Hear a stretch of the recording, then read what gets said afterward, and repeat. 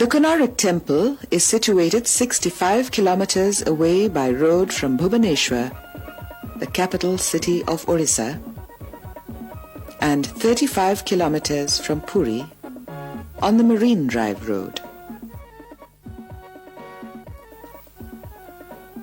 On the bank of the river Chandrabhaga and the coastline of the Bay of Bengal,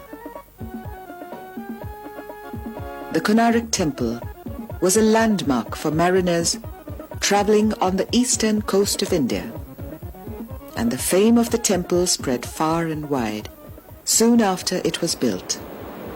Visiting Konarak is more convenient these days. Bhubaneswar is the nearest airport from Konarak.